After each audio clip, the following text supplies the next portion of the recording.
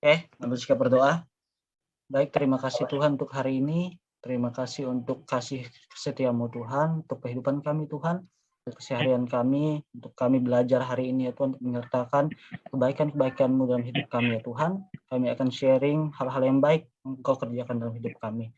Kiranya Engkau memberikan ide baru, kreatif baru untuk kami ya Tuhan, untuk mengerjakan tugas ini menjadi lebih baik ya Tuhan.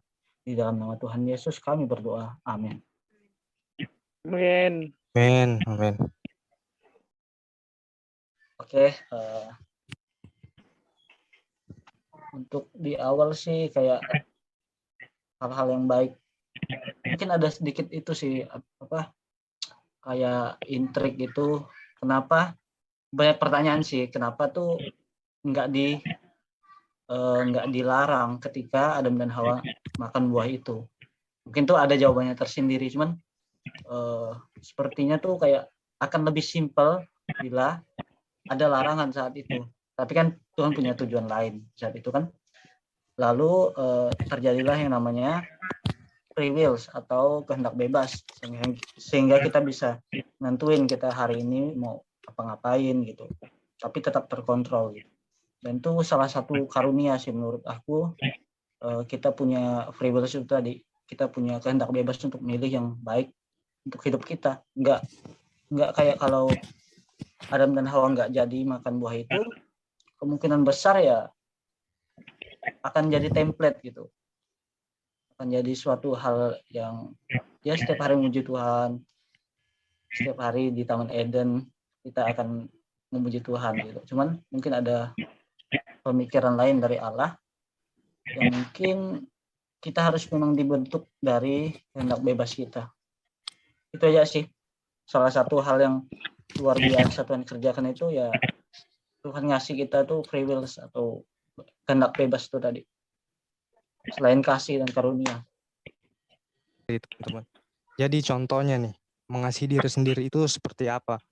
Jadi begini, mengasihi diri sendiri itu contohnya yang paling sederhana itu adalah menjaga kebersihan tubuh gitu.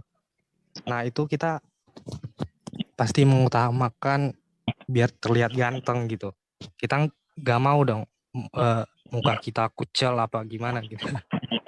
Jadi harusnya seperti itu gitu. Kita memperlakukan manusia yang lain itu seperti itu gitu. Seperti apa yang terjadi di dalam hidup kita buat juga sama orang lain. Gitu teman-teman. Tapi menurutku ya gini, kan Tuhan ngasih kita untuk kebebasan kan ya. Kebebasan dalam memilih kan.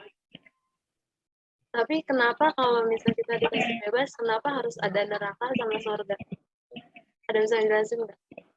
Kayak misalnya, kenapa harus ada pemilihan yang benar sama salah? Padahal kan Tuhan nyuruh kita bebas memilih. Ada bisa bantu nggak? Mungkin bisa ditarik dari belakang dulu sih, dari penciptaan setelah Adam dan Hawa makan buah itu tadi. Oh iya. Oh iya benar. Iya, karena setiap kesalahan ya upahnya kan maut gitu. Ibaratnya gini, semua orang tuh pasti mati, tapi perginya itu beda-beda gitu. Ada yang pergi untuk dapat badan yang baru, tubuh yang baru. Ada yang mati dan dapat penghakiman gitu. Untuk yang nggak percaya Yesus tadi. Bang mau nanya deh, kalau misalnya karunia itu sama dengan mukjizat nggak? Beda. Beda ya? Oh. Okay. Mukjizat tuh ada mukjizat kesembuhan, mukjizat berkat. Tapi kalau karunia tuh kalau di GBI sih ada karunia bahasa roh, karunia pemimpi, karunia pemimpin. Oh berarti karunia itu jatuhnya tuh talenta bukan? Ya? Talenta bukan? Kayak talenta gitu, iya.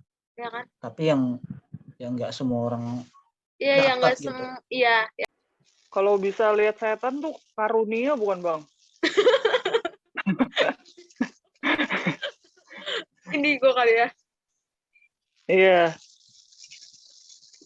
Gimana? Itu masuknya kemana tuh? Soalnya selama ini gue bertanya-tanya juga. Iya, bener.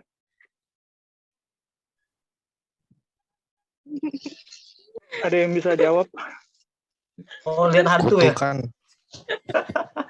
Iya. Lihat hantu. Ini gue nanya Itu nih. kan Hantu. kelebihan ya. Itu masuknya ke karunia atau apa gitu? Gue bingung. Kalau bisa lihat hantu tuh ya harus pelepasan lah. Udah loh bang, udah 2 kali gue bang. Iya. Nempel terus. Oh. Waduh. Bahaya. Bahaya. Bahaya sih kayaknya. Waduh. Bagaimana tuh bentuknya tuh? Ya sebenarnya kalau Ya, gimana, Bang? dibilang karunia ya bisa juga sih. Karena Iya sih bener. ini gue sharing aja ya. Karena ada beberapa sebenarnya gue nggak bisa komunikasi gitu. Cuma ada beberapa kayak minta tolong gitu, minta tolong didoain, kayak gitu-gitu.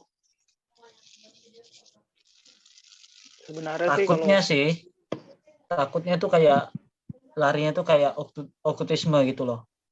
Apa Kayak itu? sama dengan orang yang okkultisme tuh kayak kutuk gitu loh. Kayak ada hal yang belum diselesain. Kayak keluarga Iya. punya sesuatu hal yang nggak disampaikan ke kamu gitu. Bisa jadi kamu kena kutuknya. Waduh, Tapi itu percaya ngeri ya. Bang, gituan. Sebenarnya kalau lihat hantu tuh kayaknya tuh kalau di iman Kristen lah ya, kayak apa ya, nggak masuk akal gitu loh. Iya. Kan ada pendeta mantan dukun gitu loh ceritanya. Namanya itu Dautoni. Pasti udah tahu loh, dia ngetop sekali kok. Oh iya tahu. Tahu kan? Tahu. Yang dia pengikut Lucifer, terus dia jadi evangelis di gereja dan segala kesaksian yang pernah dia buat gitu.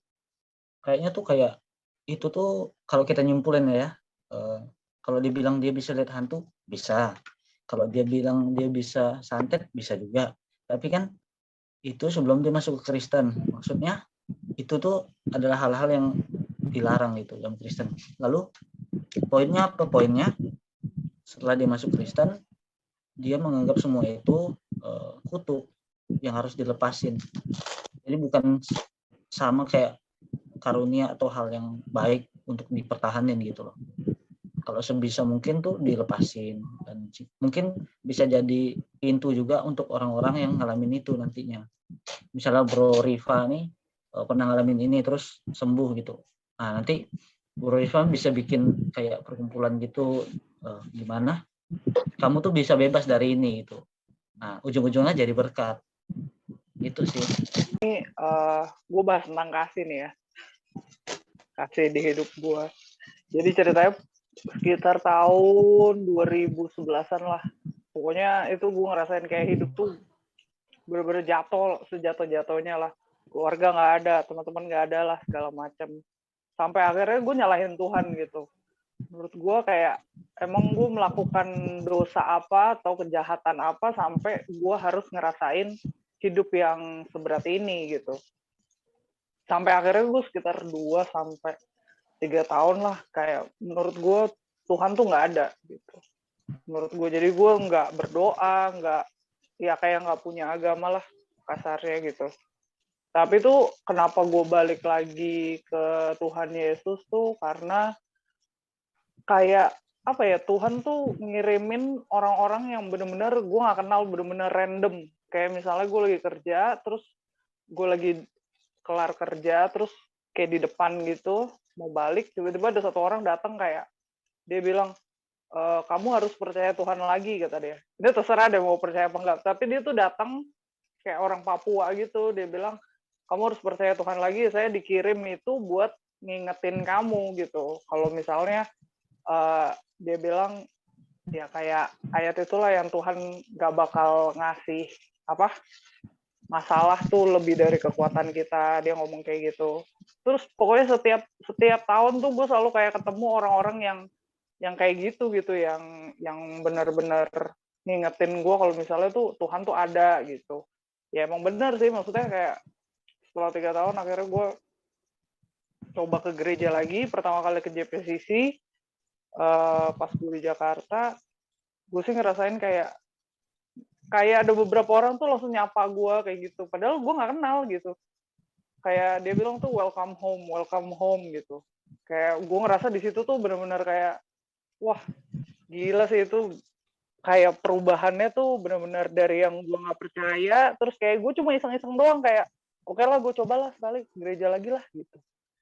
Diajak ke JPCC, terus semua orang kayak ngomong kayak gitu. Tapi ke gue doang gitu, kayak ada sekitar 7-8 orang lah gitu ngomong welcome home gitu. Benar-benar gue ngerasa di situ kayak, oke, gue nggak ada keluarga, nggak ada teman-teman, tapi tuh ngerasain kasihnya tuh di situ gitu, justru dari orang-orang yang emang gue gak kenal gitu. Kok dari gue kayak gitu sharingnya, itu benar-benar kayak yang terjadi besar banget. Gue ngerasain kasih tuh di situ gitu, justru malah dari orang lain gitu. Ini tuh berarti tuh mukjizat bukan sih, Bang? Ya bisa mukjizat, bisa kasih, menurut gue bisa Iya, ya apa aja lah yang baik-baik iya sih sih menurut kasih, gue iya itu. itu kasih, Iya. itu sih nyangkut banget kasihnya Tuhan sama lu itu. Tapi keren sih bro. Maksudnya tuh kayak apa ya? Ada titik baliknya gitu lah ya. Iya, Gimana dan kita gue bisa sadar kayak cinta mungkin lagi. nggak semua orang mungkin bisa ngalamin kayak gue gitu, gue ngerasanya. Benar Jadi benar. gue bersyukur banget sih bisa ngerasain kayak gitu. Mungkin ya udah terlalu jauh juga gue dari Tuhan, sampai akhirnya kayak ya kasarnya kayak disentil lah nih, lu balik deh gitu. Iya. Tapi Soalnya kan sampai betul. sekarang masih ini Bang. Masih apa namanya lancar dekat sama Tuhan gitu, masih rajin. Kenapa bang?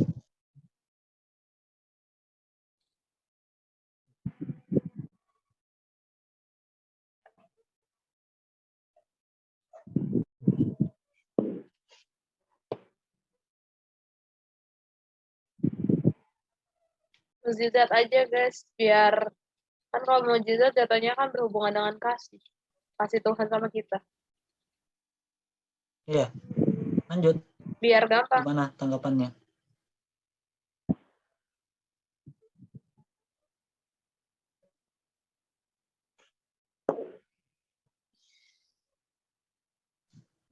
Gimana nih yang lain, mukjizat apa? Oke, sebelum lanjut aku boleh bertanya nggak? Nggak Silakan tahu ya. sih ini kesalahan atau gimana. Kita itu salah nggak sih kalau terlalu percaya kalau yang namanya itu pelet atau guna-guna? Menurut aku sih kalau misalnya percaya mungkin wajar ya, soalnya kan di sekeliling kita itu nggak semua orang itu benar. Tapi kalau misalnya untuknya kenanya ke kita, mungkin menurut aku tuh buat orang-orang yang nggak percaya deh, buat orang yang jauh dari Tuhan biasanya sih. Kalau yang kenanya. Tapi kalau menurut aku sih nggak tahu ya, ini salah apa gimana. Kalau kita mengembalikan ke orang yang berbuat demikian karena berkali-kali menjatuhkan keluarga kita, itu salah apa enggak sih kalau kita kembalikan ke orangnya gitu? Dengan cara apa? Iya, dengan cara apa dulu? Positif atau negatif? Ini sedikit cerita ya, kalau kami di NIAS itu ada yang namanya guna-guna gitu kan. Nah, dari 2014 Bapak kayak dikirim kayak begituan, ngeluarin darah dari hidung kiri sama mulutnya. Pas kami periksa dari rumah sakit, katanya nggak ada penyakit apa-apa. Dia juga nggak darah tinggi, nggak darah rendah. Tapi darah yang dia keluarin itu udah mau seember penuh. Nah, habis itu kan mama juga ikut pergumulan-pergumulan kayak ada kegiatan gereja kan dia selalu ikut. Jadi kemarin itu dia sempat menghubungi beberapa orang pendeta. Terus Bapak pendetanya bilang begini, ini dikirim orang, di sekitar rumah ini pasti ada nama yang tertulis yang dikasih di kain putih. Terus tanyanya begini, ini mau dibunuh aja ini penyakitnya, apa mau dikembalikan ke orangnya biar nggak kembali lagi gitu ke orang tua. Salah nggak sih kalau misalnya kami anak-anak memilih ngembaliin ke orang yang berbuat itu? Kalau misal dimatiin itu maksudnya itu dimatiin apa? Yang apa sih yang efeknya atau matiin itunya Maksudnya yang maksudnya langsung sembuhin aja, tapi ditekan. kalau misalnya dikembaliin ntar bisa juga kalau nggak dikembaliin ke orangnya gitu. gimana ya, manusiawi sih juga kesel ya, cuman Soalnya itu 3 kali berkali-kali itu mereka berbuat itu dari 2014, 17 sama 2019. Jadi pas 2019 emang benar-benar udah jatuh banget. Ya gimana ya, penyakit Bapak berkali-kali kayak udahlah, udah nggak bisa diselamatkan lagi. Badannya udah kurus kering, padahal dari awalnya badannya gendut ya kalau dibilang ya, kalau orang-orang bilang. Terus tiba-tiba udah kurus kering, mukanya kayak udah nggak nentu, bicaranya juga nggak nentu. Darah tiba-tiba keluar dari hidung kiri doang sama mulutnya. Dan darahnya itu bukan kayak dari aliran darah manusia gitu. Soalnya setiap keluar itu mau satu ember penuh. oh iya, menurut aku tuh itu udah di luar batas wajar sih. Kan kalau kita kekurangan darah kan justru kan kita bisa mati ya. Masa bisa satu ember penuh gitu setiap keluar langsung masih Tapi pas hidup. diperiksa itu nggak ada gejala darah rendah sama darah tinggi masalahnya. Kalau itu sih, kalau konteksnya Kristen atau percaya gitu, sebelumnya disclaimer, penginjilan tuh susah sekali karena bersinggungan dengan namanya tuh adat, suku, Iya dan benar. kebiasaan masyarakat. Itu tuh kayak satu sandungan untuk orang-orang yang mau menginjil, dan susah untuk mengubah nature itu tadi, mengubah untuk kebiasaan lama, hal-hal yang kayak gitu. Kalau kita pakai kacamata Kristen atau dalam lingkup Kristen, kita nggak akan milih di mana kita akan balikin suatu hal yang jahat kepada orang lain, karena upahnya nanti akan jadi maut bagi kita. Nah, seandainya kalau hal itu nggak dibalikin dan sekalipun ada hal yang nggak kita inginin, hidup kita terjamin karena kita nggak ngambil langkah yang orang tadi ambil. Ibaratnya gini loh, ada orang yang jahat sama kamu, lalu ibaratnya satu orang tuh ninju kamu gitu, dan kamu nggak ninju dia balik. Kalau di dalam pengadilan kamu nggak salah karena dia yang mukul kamu, gitu loh analoginya. Jadi kalau kamu balas berarti kamu ikutan salah. Tapi yang kami permasalahkan itu bukan cuma orang Bapak doang yang mereka perbuat begitu. Kami sekeluarga hampir kena semua. Itu pas diperiksa kan mungkin kalau dari Nias itu kayak ada orang pintar-pintar gitu kan yang bisa nemuin kain-kain gitu.